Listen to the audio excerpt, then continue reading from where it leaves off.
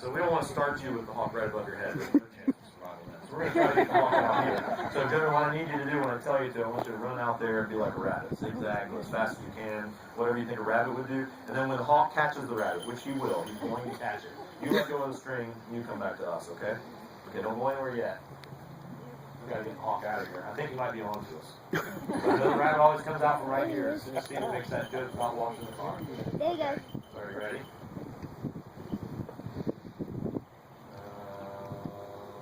Mark, get set. Oh, he's coming right back. Alright, go.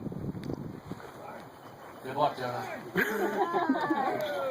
Okay, so I kind of steered him wrong. I said go run out there in the open. Rabbits never do that, but for the sake of what's going to happen today, oh!